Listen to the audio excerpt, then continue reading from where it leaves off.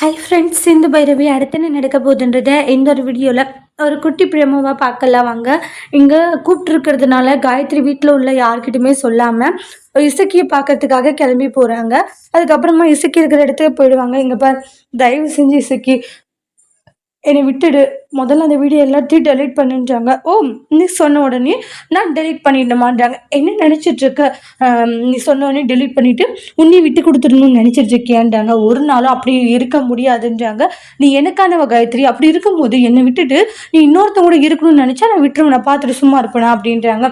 நான் என்ன சொல்ல வரன்றதை கொஞ்சம் காது கொடுத்து கேளு அப்படின்றாங்க. நீ என்ன சொல்ல வந்தாலையும் என்னால் அதை கேட்டுட்டு இருக்க முடியாதுன்றாங்க. உன்னை பார்க்கும்போது கோவமும் ஆத்திரமும் மட்டும்தான் எனக்கு வருதுன்றாங்க. எப்படி உன்னால மனசாட்சியே இல்லாம இப்படி எல்லாம் நடந்துக்க முடியுதுன்றாங்க. கொஞ்சமாச்சும் மனிதாபிமானம் உனக்கு இருக்கா அப்படின்ட்டு சொல்லிட்டு மாத்தி மாத்தி அவங்களுக்குள்ள அந்த கான்வர்சேஷன் போயிட்டு இருக்கு.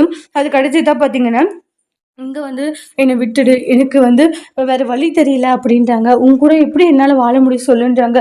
நீ எனக்கு எவ்வளவு பெரிய நம்பிக்கை துரோகம் பண்ற, அப்படி இருக்கும்போது எல்லாத்தையுமே அட்ஜஸ்ட் பண்ணிட்டு உன் கூட வாழணுன்ட்டு என்ன இருக்கு அப்படின்றத சொல்லிட்டு மாத்தி மாத்தி பேசி ஃபீல் பண்ணிட்டு இருக்காங்க இசக்கி.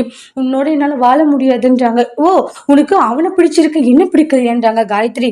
நான் சொல்ற மாதிரி இன்னைக்கு நீ என் கூட இருக்கணும், இல்லைன்னு வச்சுக்கோங்க கண்டிப்பா நான் அடுத்து இந்த வீடியோ எல்லாத்தையும் வெளியிட்டுருவேன்றாங்க. இதை கேட்டு ஷாக் ஆகுறாங்க. என்ன பேசிட்டு இருக்க, வெளியிட்டுருவேன் ப்ளீஸ் இசக்கி, என்னுடைய வாழ்க்கையை பத்தி ஏதாச்சும் கொஞ்சமாச்சு யோசிக்கிறியான்றாங்க.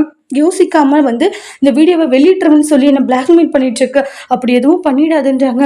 ஓ, நீ என்னுடைய வாழ்க்கை பத்தி யோசிச்சாதானே உன்னுடைய வாழ்க்கை பத்தி என்ன யோசிக்கிறதுக்குன்னு சொல்லிட்டு அவங்களுக்குள்ள அந்த கான்வர்சேஷன் போயிட்டு இருக்கு. அடுத்து இசக்கி காயத்ரியை என்ன செய்ய போறாங்கன்றதெல்லாம் நெக்ஸ்ட் வீடியோல பார்க்கலாம். இந்த வீடியோ பிடிச்சிருந்தா லைக் பண்ணுங்க, கமெண்ட் பண்ணுங்க, ஷேர் பண்ணுங்க.